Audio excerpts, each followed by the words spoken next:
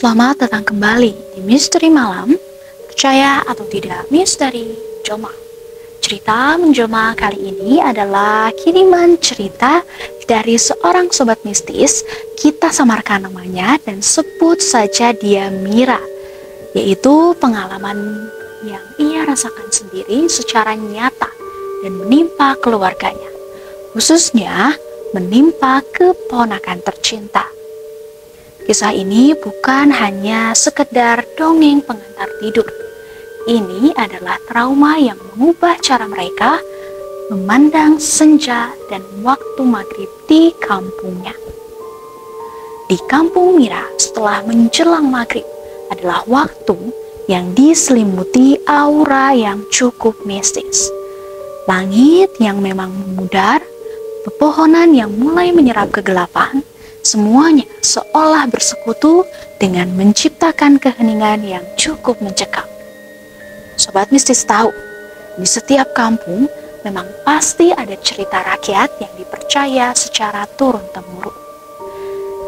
Di tempat Mira ini, kisah itu adalah tentang Wewe Gombel, sosok mengerikan yang konon suka menculik anak kecil yang masih berkeliaran di waktu senja. Karena itulah, begitu azan berkumandang, para orang tua harus dan wajib memanggil anak-anak mereka untuk segera masuk ke rumah, mengunci pintu rapat-rapat, seolah ingin memenjarakan mereka dari bahaya yang tak terlihat. Itu pun sudah menjadi aturan yang tidak tertulis, yang juga menjadi sebuah kebiasaan yang mengakar dalam ketakutan secara nyata. Tapi, kisah mistis itu diawali oleh keponakan Mira yang bernama Zaki, seolah tak percaya pada semua cerita itu. Waktu itu, usia Zaki baru 6 tahun, polos dan penuh dengan rasa ingin tahu seperti anak kecil pada umumnya. Hari itu, ia pulang dari mengaji yang memang agak terlambat. Ia baru saja menghadiri pesta ulang tahun temannya dan mungkin terlalu asyik bermain hingga ia lupa waktu. Yang membuat Zaki panik adalah jalan pulang yang harus dilewatinya. Jalan itu membentang melewati perkebunan aren yang sangat luas dan cukup sunyi. Dan jika senja tiba, akan menjadi sangat gelap. Lalu di rumah, Bibi Mira, yaitu Ibu Zaki, sudah gelisah tak karuan. Jendela sesekali dibuka, menengok keluar, berharap melihat bayangan mungil Zaki yang tiba di rumah. Namun, yang ada hanyalah kegelapan yang kian pekat. Saat malam-malam yang cukup kelam, kegelisahan itu berubah menjadi kepanikan yang cukup menyesakkan dada. Bersama suaminya, kala itu Ibu Zaki mulai mencari Zaki dari satu rumah ke teman Zaki ke rumah teman lainnya. Tetapi hasilnya selalu nihil. Setiap pintu yang diketuk hanya menyisakan jawaban yang sama. Seperti, "Zaki udah pulang duluan, Bu." Waktu pun terus merangkak. Jarum jam menunjukkan angka pukul 10 malam. Ketegangan melingkupi seluruh rumah. Akhirnya, warga kampung pun turun untuk membantu pencarian tersebut. Obor-obor mulai dinyalakan. Senter-senter menembus pekatnya malam.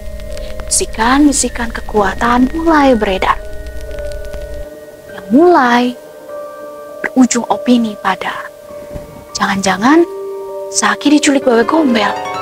Salah satu tetangga yang mungkin lebih peka terhadap hal-hal gaib itu menyarankan untuk memanggil Pak Ijal namanya. Pak Ijal ini adalah sesepuh desa kami, seorang pria tua dengan sorot mata yang cukup teduh namun penuh dengan kebijaksanaan, yang dikenal memiliki mata batin yang memang cukup tajam. Tanpa membuang waktu, Pak Ijal pun datang. Ia hanya berdiam sejenak, memejamkan mata seolah sedang berkomunikasi dengan dunia lain. Lalu, tiba-tiba ia membuka matanya dan berkata, "Zaki tidak jauh," katanya dengan suara yang cukup tegas. Lalu ia pun berkata lagi, "Dia ada di sekitaran kebun aren." Warga pun langsung sontak bergerak, kali ini dengan membawa peralatan dapur seperti wajan, panci, sendok, dan apa saja yang bisa menghasilkan suara. Yang konon saat mengetuk-ngetukkannya secara berulang kali menciptakan bunyi yang riuh yang memecah keheningan malam. Sambil terus memanggil nama Zaki, berharap suaranya bisa menembus dinding gaib yang mungkin mengurung keponakan Mira. Konon, suara gaduh semacam itu bisa membuat makhluk halus cukup kesal dan ingin mengembalikan korban yang sudah ia ambil. Tengah keputusasaan itu, ayah Zaki tiba-tiba melihat sesuatu di tanah. Sebuah sepeda kecil tergeletak miring. Itu sepeda Zaki. Jantung ayah Zaki, ibu Zaki, dan juga Mira pun berdebar tak karuan. Harapan tiba-tiba menyeruak, bercampur dengan ketakutan yang cukup mencekam. Dan tak lama kemudian, sebuah teriakan memecah kesunyian.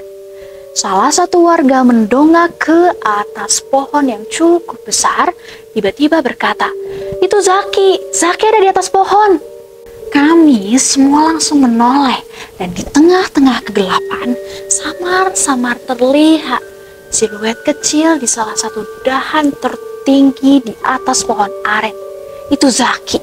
Benar, wajahnya pucat pasi seperti tak dialiri darah. Seluruh tubuhnya berlumuran dengan lumpur. Dan yang paling membuat warga tercengang, baju yang dikenakannya bukanlah baju yang ia pakai tadi seperti yang ia kenakan. Ia justru mengenakan kain kumal berwarna gelap. Kami pun segera membantunya untuk turun, memeluknya secara erat dengan air mata haru bercampur dengan lega yang membanjiri pipi. Zaki pun segera dibawa pulang. Setelah ditenangkan dan diruqyah oleh Pak Ijal, barulah Zaki akhirnya bisa bercerita. Suaranya terdengar cukup serak dan matanya masih memancarkan ketakutan yang cukup dalam. Tatapannya kosong. Di kebun. Yang pertama kali ia katakan adalah di kebun. Lalu Zaki memulai ceritanya. "Zaki dengar suara cekikikan, Om. Pelan-pelan tapi jelas."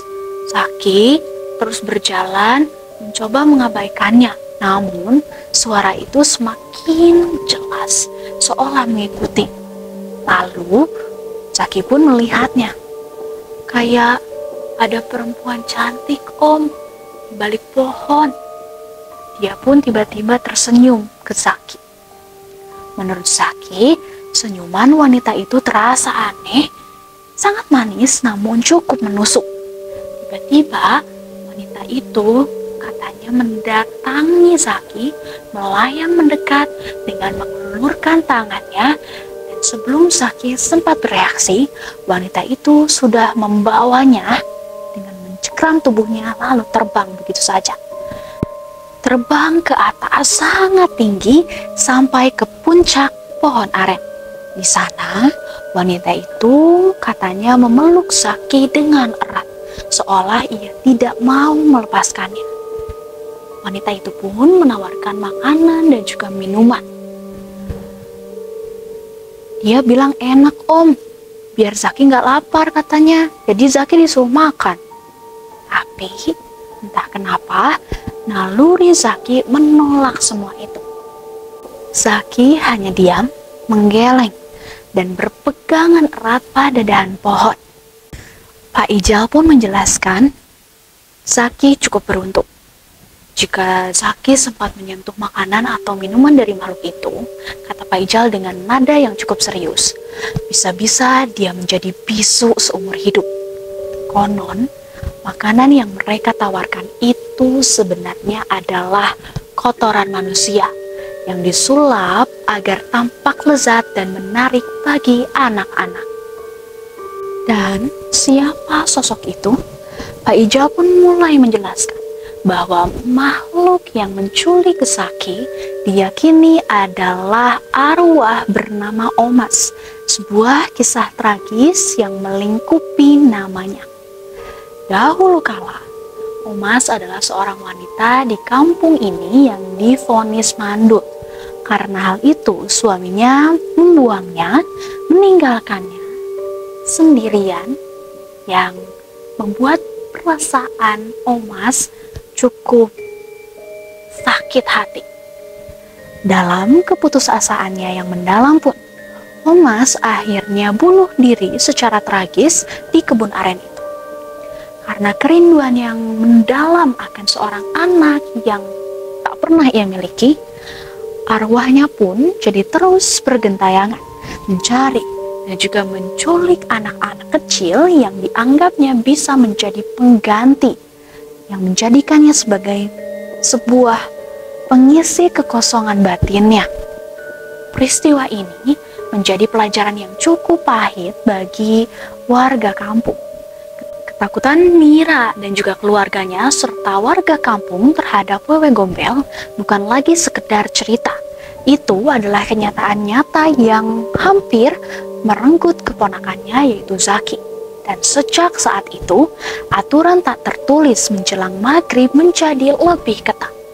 Kini, di kampung Mira, semua anak diwajibkan pulang sebelum azan maghrib berkumandang tanpa terkecuali.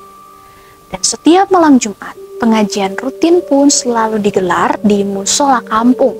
Bahkan, hal itu selalu dilakukan bukan hanya untuk mempererat tali silaturahmi, tapi juga untuk mendoakan arwah Omas.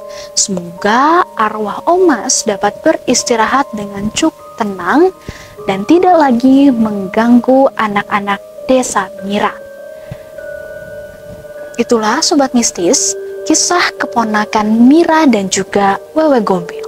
Sebuah pengalaman yang membuat Mira menjadi semakin percaya bahwa di antara kita ada dunia lain yang tak kasat mata, yang terkadang bisa berinteraksi dengan dunia kita, terutama di waktu-waktu yang rentan seperti waktu maghrib.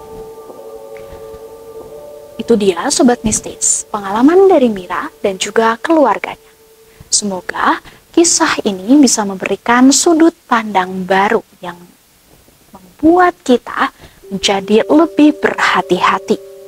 Dan jangan kemana-mana, akan ada satu cerita lagi pengalaman dari Sobat Mistis di rumah. Tetap di Misteri Malam, percaya atau tidak, misteri